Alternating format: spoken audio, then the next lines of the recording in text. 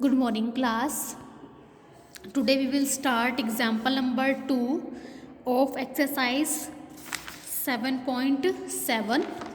कल हमने example number 1 तक कर लिया था, ठीक है। आज हम करें एग्जाम्पल नंबर 2।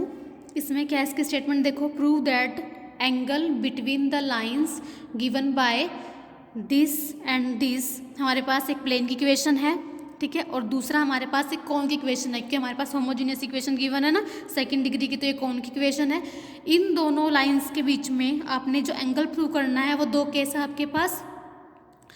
कि अगर हम ये इस केस में हमने जैसे हमने कल एग्जांपल नंबर 1 में किया था कि prove that the angle between the lines, वो लाइंस किससे मिल रही है, इस प्लेन से और इस कोन से। इस प्लेन ने जब इस कोन को कट किया होगा तो हमारे पास जो लाइन ऑफ सेक्शंस आ रही होंगी उनके बीच में जो एंगल है आपने ये प्रूव करना है। कि फर्स्ट केस ये है कि आपने π/2 प्रूव करना है कि π/2 एंगल कब होगा, अगर आपके पास ये कंडीशन होगी। सेकंड केस क्या है कि उन दोनों लाइनों के बीच में एंगल π/3 कब होगा, इफ अगर आपके पास ये कंडीशन होगी, ठीक है। तो हम एंगल्स लेके चलेंगे कि π/2 एंगल कब होगा, ये कंडीशन निकाल के दिखाएंगे। इसी तरह हम एंगल π/3 लेके चलेंगे, एंगल कब होगा अगर आपके पास ये कंडीशन आनी चाहिए, ठीक है।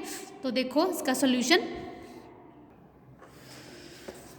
तो देखो हमारे पास क्या है, एक कोन है, इस कोन को हमारा ये प्लेन कट कर रहा है। हमारे पास एक कोन की होमोजीनियस इक्वेशन गिवन है, इस कोन को हमारे पास ये क्या है, प्लेन कट कर रहा है, तो ये वाला सारा हिस्सा तो कट हो जाएगा। तो हमारे पास एक लाइन ये मिल रही है, line of section. Line of section मतलब कट होने के बाद जो सरफेस हमारा बचेगा उसको बोलते हैं हम उसको हम बोलते हैं सरफेस ऑफ सेक्शन, ठीक है। उसको हम बोलेंगे प्लेन सेक्शन ऑफ अ कोन। तो हमारे पास जब ये प्लेन इस कोन को कट कर देगा, ठीक है, तो ये वाला सरफेस सारा हट जाएगा। आपको एक लाइन ये दिखेगी और एक लाइन हमें ये दिख रही है। तो इन दोनों लाइंस के बीच में हमने एंगल निकालने हैं, उनके ऊपर एक कंडीशन प्रूव करनी है, ठीक है।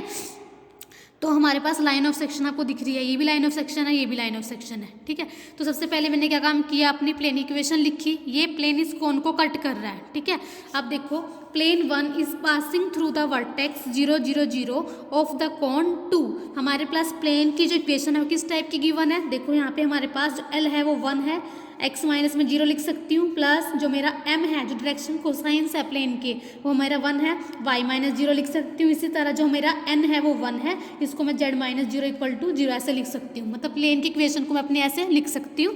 तो जो मेरा ये पॉइंट होते हैं, ये कौन से पॉइंट होते हैं जिसमें से प्लेन पास कर रहा होता है, ठीक है। और जो मेरे यहाँ पे होते हैं, ये मेरे पास डिसेस होते हैं प्लेन के। तो मेरा प्लेन किस में से पास कर रहा है, 0 0 0 में से, जो हमारे पास कोन का क्या है, वर्टेक्स है। तो तभी इसने लिखा हुआ है कि जो प्लेन है वो कहाँ से पास कर रहा है, वर्टेक्स 0 0 0 ऑफ कोन 2। क्लियर है, ठीक है। तो जो प्लेन है मेरा ऐसे पास कर रहा है, यहाँ से हमें पता लग गया, ठीक है। It cut the plane cone 2 in 2 lines through 0 0। हमें पता है कि जब इस प्लेन ने इस कोन को कट किया तो हमारे पास हमें 2 लाइन सेक्शन मिली, एक लाइन ये है, एक लाइन ये है, ठीक है। तो मैंने क्या काम कर लिया, general equation of line of section consider कर ली, जैसे हमने कल किया था। ये एग्जाम्पल इतना सारा सेम है जैसे हमने कल किया था। हमने कल भी ऐसे किया था सेम, कि जब किसी कोन को कोई प्लेन कट करता है तो हमने लाइन ऑफ सेक्शन की इक्वेशन ये मानी थी। तो आज भी हम लाइन ऑफ सेक्शन की इक्वेशन वही ले रहे हैं कि equation of a line of section are, कि जब इस प्लेन ने इस कोन को कट किया तो हमारे पास ये हमारे पास है लाइन ऑफ सेक्शंस, ठीक है। ये इन दोनों के बीच में हमने एंगल निकालना है, ठीक है। तो मैंने इस लाइन ऑफ सेक्शन की जनरल इक्वेशन कंसीडर कर ली, क्योंकि ये लाइन ऑफ सेक्शन कहाँ से पास हो रही है, 0 0 0 में से। तो x minus 0, y minus 0, z minus 0, और इसके डिसेज मैंने कंसीडर कर ली अपनी तरफ से LMN, ठीक है। तो ये लाइन ऑफ सेक्शन की हमारी जनरल इक्वेशन हमने कंसीडर कर ली। अब हमें पता है, जैसे हमने कल किया था सेम एज इट इज आपने यहाँ करना है, कि जो ये लाइन ऑफ सेक्शन है ये प्लेन के ऊपर भी लाई करेगी और ये लाइन ऑफ सेक्शन कोन के ऊपर भी लाई करेगी। देखो ये कोन के ऊपर भी आ रही है और ये प्लेन के ऊपर भी आ रही है, ठीक है। तो इसका मतलब ये प्लेन को और कोन को सेटिस्फाई करेगी। सिंस 3 जो हमारी लाइन ऑफ सेक्शन है lies on the plane 1, therefore जब ये प्लेन 1 पे लाइज कर रही है, तो हमने कल क्या किया था कि अगर मैं प्लेन पे कोई नॉर्मल ड्रॉ करती हूँ तो ये लाइन इसके परपेंडिकुलर होती है। तो हमने कल क्या किया था, दोनों के डिसेस का प्रोडक्ट हमने क्या लिया था, 0 कर दिया था ना, अगर 2 लाइन आपस में परपेंडिकुलर हो, जिससे हमने कल किया था। ये थी कंडीशन, आज भी हम वैसे ही करेंगे। इस लाइन के डिसेस क्या है, LMN, और इस लाइन के जो डिसेस क्या है, क्योंकि नॉर्मल है प्लेन के ऊपर, तो जो हमारे पास प्लेन के डिसेस होंगे वही इस लाइन के डिसेस हो जाएंगे। तो हमारे पास प्लेन के डिसेस क्या है, 1 1 1, तो इस लाइन के डिसेस भी क्या हो जाएंगे, 1 1 1 1 1 1, और इस लाइन के डिसेस क्या है, LMN। तो हमारे पास अगर 2 लाइनें परपेंडिकुलर हो आपस में तो क्या कंडीशन होती है, L1 L2 L into one plus M1 M2 M into one plus N1 N2 N into one is equal to 0। उनके डिजिज का प्रोडक्ट क्या हो जाएगा 0। तो फर्स्ट कंडीशन हमारे पास ये आ गई, जैसे हमारे पास कल ये कंडीशन आई थी। दूसरी कंडीशन हमने क्या यूज़ की थी कि हमारे जो ये लाइन ऑफ सेक्शन है ये हमारे कौन पे भी लाई करती है, तो इसका मतलब है कि इस लाइन ऑफ सेक्शन के जो डिजिज हैं वो किसको सेटिस्फाई करेंगे, कौन की इक्वेशन को। तो हम क्या काम करेंगे, एक्स के प्लेस पे वाई, सॉरी एक्स के प्लेस पे एल, वाई के प्लेस पे एम और जेड के प्लेस पे एन यहाँ पुट करा देंगे इस इक्वेशन में। तो हमारे पास सेकंड इक्वेशन ये आ जाएगी, जैसे हमारे पास सेकंड इक्वेशन ये आई थी। उसके बाद हमने यहाँ से एन की वैल्यू निकाल के इसमें पुट की थी, सिंप्लीफाई कराया था। ठीक है, एग्जाम्पल नंबर 1 में बता रही हूँ। एल और एम पे हमारे पास डायरेक्ट कंडीशन आ गई थी। यहाँ से हमारे पास दो एल एम के ऊपर कंडीशन आ गई थी। ठीक है, तो हमारे पास फार्मूला होता है कोस थीटा का, हमने यूज़ करके एंगल निकाल लिया था, किया था ना हमने कल ऐसे। सेम एज इट इज़ हमारे पास जब मैंने एल एम एन को कौन की इक्वेशन में सेटिस्फाई कराया तो हमारे पास ये इक्वेशन बन गई। यहाँ से सिमिलरली आप एन की वैल्यू निकालोगे, एन की वैल्यू निकाल के इसके प्लेस पे पुट करोगे, एन के प्लेस पे इसको सिंप्लीफाई करोगे तो यहाँ पे तो आपके पास ये कंडीशन आ गई थी L M N equal to 0। तो यहाँ पे पर आपके पास ऐसा कुछ ना आके इक्वालिटी इक्वेशन आ गई एल अपॉन एम में, एक क्वालिटी की इक्वेशन आ गई। सिंप्लीफाई करोगे, जस्ट वैल्यू पुट करनी है, सिंप्लीफाई करना है तो एल बाई एम में क्वालिटी इक्वेशन आ जाएगी। ठीक है, अभी तो एल बाई एम में इक्वेशन आ गई सेकंड डिग्री की, तो इसकी दो वैल्यूज आएंगी। ठीक है, which is a quality equation in L by M and its roots are L1 में इसके दो वैल्यूज आएंगी। फर्स्ट वाली को L1 बाई M1 और दूसरी वाली को L2 बाई M2 में कंसिडर कर लेती हूँ। क्लियर है, कल तो सिंपल हो गया था। ठीक है, सिंपल हमारे पास डिसीज आ गए थे तो डिसीज वाला फार्मूला लगा के हमने एंगल निकाल लिया था। आज हमारी थोड़ी सी कंडीशन अलग है, तो हम कैसे करेंगे इसको ध्यान से देखो।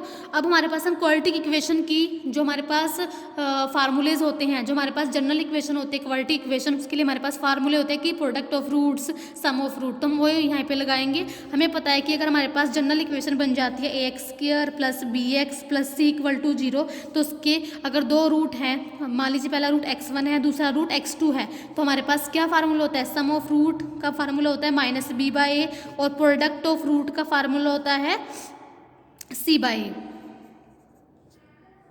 क्लियर है, c बाई ए, यहाँ minus B by C by. तो इस तरह मैं यहाँ पे इन दोनों फार्मूलेज का यूज़ करूँगी। पहले मैं यूज़ कर रही हूँ product of root. Product of root अगर पहला रूट ये है और दूसरा रूट है तो प्रोडक्ट ऑफ रूट क्या होता है, सी बाई ए।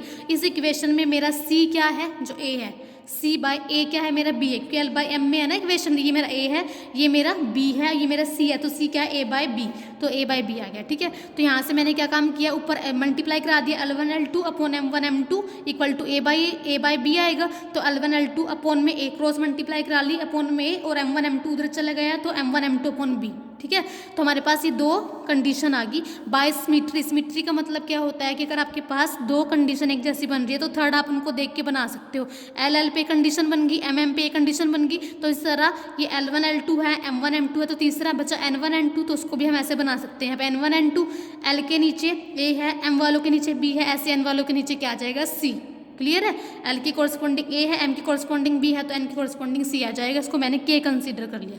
ठीक है, हम सिमेट्री कैसे यूज़ कर देते हैं। ठीक है, नेक्स्ट देखो, ये हमारे पास यहाँ तक कंडीशन आ गई। ठीक है, इसी तरह आप क्या है, सम ऑफ रूट्स भी निकाल सकते हो, आगे निकाला हुआ है, पहले भी निकाल सकते हो। ठीक है, तो हमारे पास हमने क्या कंडीशन प्रूव करनी है कि हमने एंगल क्या प्रूव करना है, 90 डिग्री। ठीक है, तो मैं लेके चल रही हूँ कि मैं दोनों लाइनों के बीच में एंगल ले रही हूँ 90 लेके चलूँगी, ये कंडीशन मुझे आनी चाहिए। ठीक है, तो दस the two lines will be right angle, मतलब दो लाइनों के बीच में एंगल क्या बन रहा है, 90 बन रहा है। तो हमारे पास क्या कंडीशन होती है, अगर दो लाइनों के बीच में अगर दो लाइनें आपस में परपेंडिकुलर हो तो उनके डिसिस का प्रोडक्ट क्या हो जाता है, 0 हो जाता है। मान लो कि पहली लाइन की डायरेक्शन कोसाइन L1 है, दूसरी का L2 है, तो L1 L2 इस plus M1 M2 plus N1 N2 equal to 0 हो जाता है ना हमारे पास। अगर दो लाइनें हैं, दोनों की डायरेक्शन कोसाइन हमें पता है तो 0 हो जाता है। ठीक है, अब इस वाले केस में हमारे पास यही है, दो लाइनें हैं, पहले वाली की लाइन की डायरेक्शन कोसाइन L1 L2 मान लो, दूसरी के M1 M2 मान लो इन जनरल, तो हमारे पास ये कंडीशन होती है। अब यहाँ से देखो L1 L2 M1 M2 N1 N2 को आप यहाँ से निकाल सकते हो वैल्यू,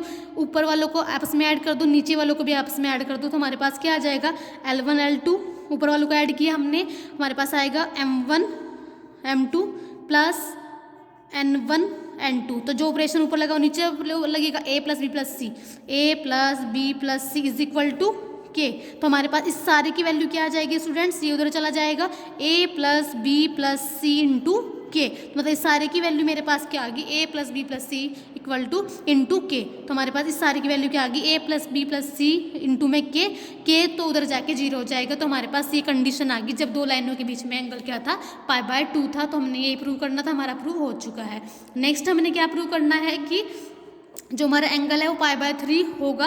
कब होगा, अगर ये कंडीशन होगी तो मैं एंगल π/3 लेके चलूँगी, ये कंडीशन हमने प्रूव करनी है। ठीक है, उससे पहले हम क्या कर रहे हैं, जो जो हमें चाहिए होता है, रिक्वायर्ड होगा, उसका हम निकाल रहे हैं। ठीक है, ये मुझे रिक्वायर्ड होंगी आगे, तो मैं इनको निकाल रही हूँ। जैसे मैंने यहाँ पे प्रोडक्ट ऑफ रूट लिया था ना इस क्वालिटी इक्वेशन का, तो इसी क्वालिटी इक्वेशन में मैं सम ऑफ रूट का फार्मूला लगा रही हूँ। सम ऑफ रूट का फार्मूला हमारे पास पहला रूट ये है, दूसरा रूट ये है, तो सम ऑफ रूट क्या होता है, माइनस के b/a।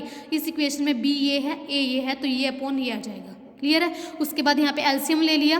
ठीक है, तो L1M2 प्लस L2M1 हो जाएगा, नीचे M1M2 आ जाएगा, और यहाँ मैंने माइनस से अंदर मल्टीप्लाई कर दिया तो मेरे पास ये आ जाएगा। ठीक है, इसके बाद आपने सिमिलरली वही करना है, क्रॉस मल्टीप्लिकेशन, ये सारा एज इट इज, इसको आपको नीचे लेके आना है और ये ऊपर चला जाएगा।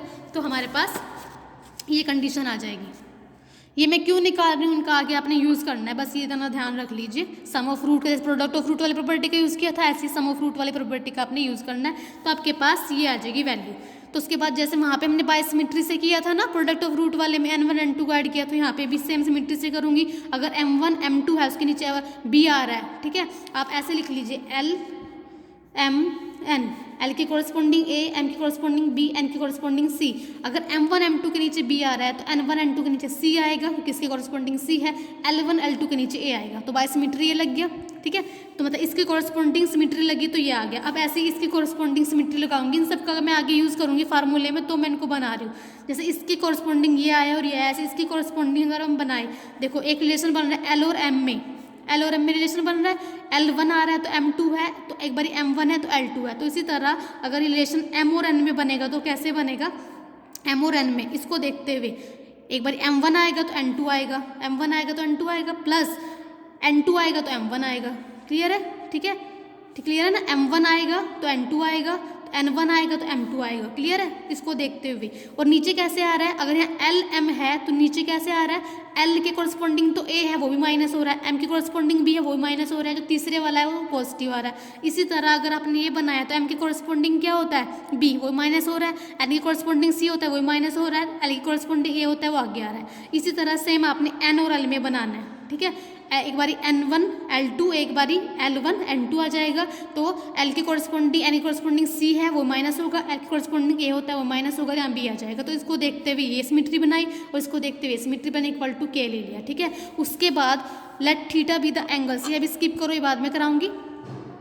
दस angle theta between the line of section, हमारे पास जो है, हमारे पास जो लाइन ऑफ सेक्शन है उनके बीच में हमने वही है कि एंगल कंसीडर किया हुआ है थीटा। पहला केस तो π/2 वाला हो गया, तो इन दोनों लाइनों के बीच में मैंने एंगल थीटा कंसीडर किया है।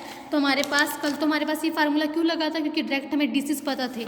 अब इस केस में ऐसा नहीं है ना, तो हमारे पास एक एंगल निकालने का another formula tan theta is equal to ये भी होता है। आपने पीछे भी यूज़ किया था कि अंडर रूट में summation MN M1 N2 minus M2 N1, ये आपका फार्मूला होता है। ठीक है, ये पूरा कंप्लीट लिखना होता है। ठीक है, 3 केसेस आते हैं ना ऊपर वाले के, क्योंकि 3 होते हैं L M N, यहाँ पे M और N है, यहाँ पे M और N है। इस तरह ये जब फार्मूला पूरा खुलता है तो ऐसे खुलता है, मैं आपको बताती हूँ। इज इक्वल टू में अंडर रूट आता है ऊपर, ये मैं आपको एक पेज पे लिख के दिखाती हूँ। ये फार्मूला देखो,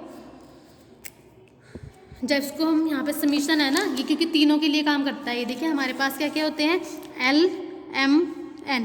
ठीक है, हमारे पास L M N होता है, तो हमारे पास जो फार्मूला लिखा हुआ है आपके पास वो है tan theta is equal to under root the summation, वो लिखा हुआ है इसने M1 N2 माइनस में N1 M2 का स्क्वायर और अपॉन में L1 L2, यहाँ तो तीनों ही है, देखो M1 M2 plus N1 N2, यहाँ पे समीशन L1 L2 भी लिख सकता है खाली। ठीक है, अगर खाली लिखा हो तो आपको तीनों खोल के लिखने हैं। अब ऊपर वाले को हमने खोलना होता है, देखो हमारे पास 3 होते हैं L M N। ठीक है, समीशन लिखा हुआ है, इनकी तीनों को करना है, तो हमारे पास ये तो उसने लिखा ही हुआ है M1 N2 minus N1 M2 का स्क्वायर, प्लस ऐसे आपने दो और बनाने होते हैं। M और N पे दिया हुआ है ना उसने, एक बार N और L पे बनाना होता है। N1 लिया है तो L2 लेना पड़ेगा, माइनस L1 लेना है फिर N2 लेना पड़ेगा का स्क्वायर, प्लस इसी तरह LMN पे लेना पड़ता है। L1 लिया है तो M2 लेना पड़ेगा, माइनस M1 ले रहे हो तो L2 लेना पड़ेगा का स्क्वायर। ये तीनों खोलने हैं आपने, और नीचे as it is L1 L2 plus M1 M2 plus N1 N2, ये आपने एस्टिज लिखना है, ठीक है। जब इसको खोलते हैं ना तीनों आते हैं, तीनों केस M1 भी लेना है, NL भी लेना है, LM भी लेना है, ठीक है। तो हमारे पास ये फार्मूला है, ठीक है। अब मैं क्या काम करूँगी, इसकी वैल्यू फाइंड आउट करूँगी, एक बार इसकी वैल्यू भी फाइंड आउट करूँगी, इसकी वैल्यू फाइंड आउट करूँगी अब मैं, फिर मैं इसकी वैल्यू फाइंड आउट करूँगी, सिमिलरली उसकी वैल्यू भी आ जाएगी। सबसे पहले हम इसकी वैल्यू फाइंड आउट कर रहे हैं, ठीक है। तो देखो मैंने ये वाली वैल्यू फाइंड आउट करने के लिए सेम ये लिखा हुआ है यहाँ पे, देखो वो ये ना M1 N2 minus N1 M2 का स्केयर, ठीक है। अब मैं ये वाली वैल्यू यहाँ फाइंड आउट कर रही हूँ, ठीक है स्टूडेंट्स। देखो आपके पास अब ये वाली वैल्यू फाइंड आउट करोगे ताकि आप इस वैल्यू को यहाँ पुट कर सको, ठीक है। अब देखो इसका अगर मैं स्केयर खोलती हूँ तो हमारे पास कितना आता है इसका स्केयर, M1 N2 का whole square plus M2 N1 का होल स्केयर, ठीक है, ठीक है, माइनस में 2 into M1 N2 M2 N1, ये आता है ना आपके पास स्केयर में, ठीक है। क्लियर है, आपके पास ये आता है, ठीक है। पर आपने क्या काम करना है, जो हमने ऊपर रिजल्ट हमने जो ये निकाला हुआ है, क्योंकि हम यहाँ पे हमारे पास माइनस है ना, तो मैंने माइनस वाला फार्मूला खोल दिया, हमारे पास ये आया, ठीक है।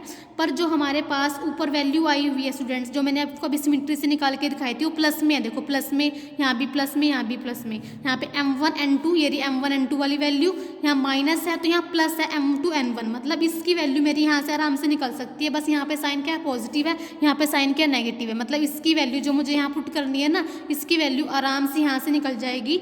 पर यहाँ पे पॉजिटिव है और यहाँ पे नेगेटिव, तो इस नेगेटिव को पॉजिटिव बनाने के लिए मैंने पहले इसका फार्मूला खोला, इस फार्मूले में मुझे ऐड और सब्ट्रैक्ट कराना पड़ेगा 4 M1 N2 और M2 N1, यही माइनस कराना पड़ेगा 4 M1 N2 एक बारी M2 N1, ठीक है। जब प्लस के 4 में से -2 माइनस होगा तो मेरे पास ये क्या बन जाएगा, प्लस का 2 M1 N2 M2 N1, ठीक है। उस प्लस के 2 होने की वजह से A square plus B square plus 2ab का फार्मूला बन जाएगा, और ये माइनस वाली टर्म एज इट इज लिखी हुई है। क्लियर होगा आपको स्टेप। इस प्लस का फार्मूला बनाने के लिए प्लस का 4 दिस ऐड किया और माइनस किया, प्लस के 4 में से जब माइनस का 2 माइनस होगा तो हमारे पास प्लस का 2 रह जाएगा, ये ए प्लस बी का फार्मूला बन जाएगा, और माइनस वाली टर्म ये एज इट इज लिखी हुई है। उसके बाद M1 N2 plus M2 N1 की वैल्यू यहाँ से इसने निकाल दी k इंटू दिस, ये पुट की हुई है स्केयर में, ठीक है। ऐसे ही 4 M1 M2 की वैल्यू यहाँ से पुट की हुई है, यहाँ के पीछे लिख देंगे ना M1 M2 और N1 N2 इकट्ठा लिख देंगे। M1 M2 की वैल्यू क्या पुट की हुई है, B के, क्योंकि सारा इक्वालिटी में चल रहा है ना। इसी तरह N1 N2 की वैल्यू पुट की है C इंटू के, यहाँ पुट की हुई है वैल्यूज, ठीक है। उसके बाद इसने स्केयर का फार्मूला खोल दिया, कुछ कॉमन है कॉमन ले लिया, तो हमारे पास के स्केयर, ये सारा किसका फार्मूला, ये हमारा मतलब ये सारा टर्म्स बच जाएगी कॉमन लेने के बाद, ठीक है।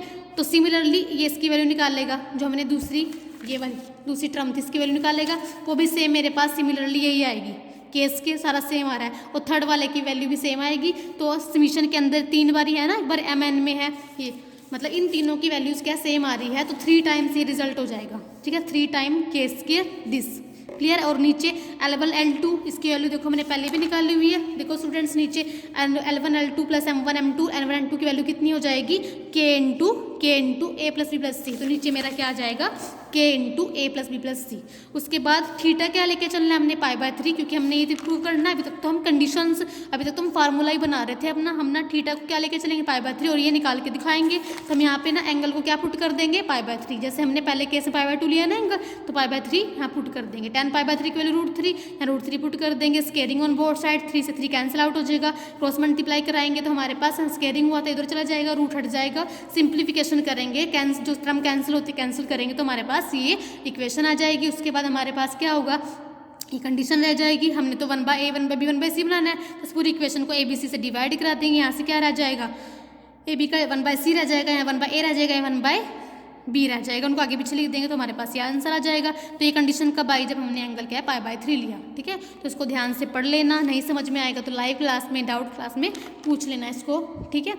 नेक्स्ट है हमारे पास कंडीशन है, कंडीशन दैट अ कोन में have a 3 mutually perpendicular generator, वो कोन, ठीक है, जिसके पास 3 म्यूचुअली परपेंडिकुलर जनरेटर हो, ठीक है। तो कंडीशन आपने डायरेक्ट ध्यान रखनी है, क्या होती है कि अगर आपके पास कोन की इक्वेशन, जनरल इक्वेशन है ax square plus by square cz square, इस टाइप की इक्वेशन है कोन की, तो अगर उसके पास हम बोल रहे हैं कि 3 म्यूचुअली परपेंडिकुलर जनरेटर है, तो आपके पास क्या कंडीशन होती है, coefficient of x square plus coefficient of y square plus coefficient of z square, इन सब का सम क्या हो जाता है 0। तो आपके पास ये कंडीशन होती है अगर किसी कोन के पास 3 म्यूचुअली परपेंडिकुलर जनरेटर्स हो। ठीक है, अब हम स्टार्ट करते हैं एग्जाम्पल नंबर 1 एक्सरसाइज 7.8 का। इसके बाद आपके पास बस एक ही एक्सरसाइज रहती है 7.9। ठीक है, तो हमारे पास क्या है example number 1, prove that plane this cut the cone this in perpendicular lines if, अगर आपके पास ये कंडीशन होती है। ठीक है, क्या गिवन है, देखो एक हमारे पास क्या प्लेन गिवन है, ये कह रहा है कि ये प्लेन इस कोन को कट कर रहा है परपेंडिकुलर लाइंस में। कब कट कर रहा है, अगर आपके पास ये कंडीशन हो, अपनी कंडीशन निकाल के दिखानी है। तो सबसे पहले हमने कोन लिख लिया। ठीक है, इस कोन को जनरल इक्वेशन से कंपेयर कराया, मेरे पास ए बी 0 है, बी भी 0 है, सी भी 0 है, तो हमारे पास ए प्लस बी प्लस सी 0 हो गया। फिर इसका मतलब है कि कोन के पास 3 म्यूचुअल परपेंडिकुलर जनरेटर्स है, मतलब लाइन्स है। ठीक है, अब हमारे पास क्या गिवन है कि ये कोन जो है, ये कोन ये कट हो रहा है किससे, इस प्लेन से, गिवन है ना। ठीक है, इन परपेंडिकुलर लाइंस में। ठीक है, हमारे पास गिवन है कि हमने क्या प्रूव करना है, मतलब ये प्लेन इस कोन को कट कर रहा है परपेंडिकुलर लाइन में। कब कर रहा है, अगर ये कंडीशन है तो ये कंडीशन निकाल के दिखानी है।